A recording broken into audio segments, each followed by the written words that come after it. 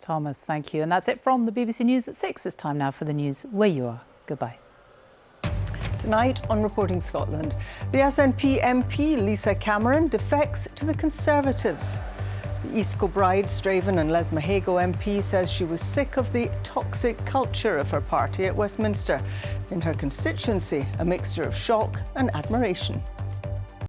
I wish her all the best because she's been good for the town. Well, I'm not very happy if she has because I've voted for her in the past. I thought she was really investing everything in the SNP. Lisa Cameron faced being deselected by the SNP ahead of the general election. Also in tonight's programme, a Holocaust denier who was on the run in Scotland can be extradited to France. French authorities want to put Vincent Renoir on trial for challenging the existence of crimes against humanity. Nominations open for communities who want to be the next national park. We look at the possible contenders and their probable issues. And join me here in Seville where the countdown to kick-off continues. Scotland just need a point against Spain tonight to guarantee qualification for the Euros next year. Hello, I'm Sally Magnuson. Welcome to Thursday's programme.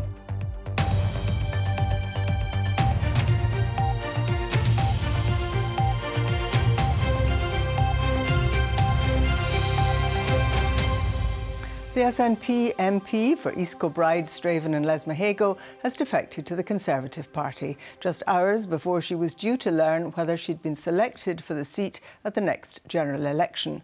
The Prime Minister, Rishi Sunak, says he's delighted that Lisa Cameron has decided to join his ranks. Dr Cameron had criticised what she called the toxic culture of the SNP's Westminster group. Our political correspondent Andrew Kerr reports. Unprecedented news in East Kilbride today. Their SNP MP jumping ship and defecting to the Conservatives. This was her in 2019. Today the Scottish Lion roared. We are closer to independence than ever before. Thank you very much. How times have changed. Now a warm welcome from her new boss. Well, I'm delighted Lisa has joined the Conservatives and will sit as a Conservative MP. It's very clear that she has been unhappy for some time with the way she's been treated within the SNP and the way her colleagues have treated her. But also this is a blow to Humza Yousaf and the party. Dr Cameron had agreed to do an interview with broadcasters but pulled out at the last minute. In a statement she said, "I do not feel able to continue in what I have experienced as a toxic and bullying SNP Westminster group. Being in the SNP has been bad for my health." Questions remain about her commitment to independence, with former colleagues pointing out her time in the Commons was coming to an end anyway. I think most people don't like ego-driven politics, and this looks to me, alas, like ego-driven politics. I'm afraid Lisa was going to lose the nomination for the seat that she held, and she seems to have flounced out in something of a fury.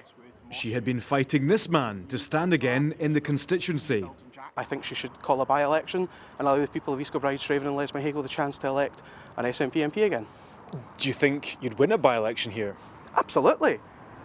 It's been quite a surprise for voters. Disappointed that it's happened to her, and I wish her all the best because she's been good for the town. We had an incident that we needed her help and she successfully did that, so surprised, but wish her all the best. Shocked, actually. I thought she was really investing everything in the SNP. After the events we've had in Rutherglen recently, I think Labour will have a strong chance of getting in here now. For Labour, chaos that's been a gift. If you look at Lisa Cameron in East Kilbride, if you look at Angus MacNeil in the Western Isles, people are jumping from the SNP because they know they've got nothing left to offer, and the only way to get change in Scottish politics is to vote for the Labour Party at the next general election.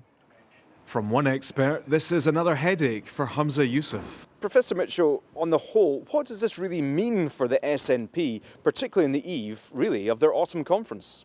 Is going to be disruptive. It's not going to be welcomed at all by the leadership, because this is feeding the Labour Party's argument that vote SNP and get Tory. It undermines the SNP's argument that the Labour Party are the red Tories. So I think this is very, very bad news.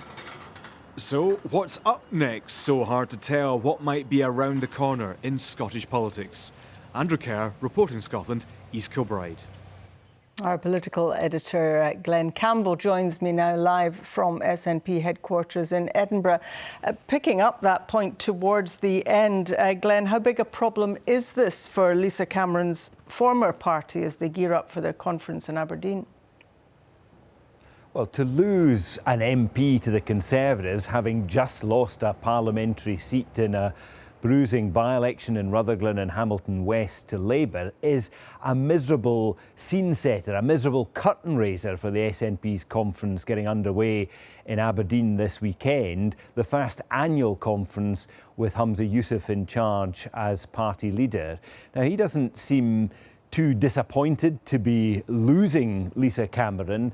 It's clear that she was going to be deselected by her local party today, and it has been clear for some time that she was becoming an increasingly isolated figure within the SNP, not least because of some of her views on certain social issues. But let's be clear about her decision to switch from the SNP to the Conservatives. That's unprecedented. No SNP MP has defected to a party that doesn't support independence at any point in history, and that's exactly what she has done today. The SNP exists to pursue independence. The Conservative and Unionist Party have it in their name that they are committed to maintaining the Union, and that's what's so surprising and eye-catching about this move today. It's worth noting that Lisa Cameron is married to a serving SNP councillor in South Lanarkshire.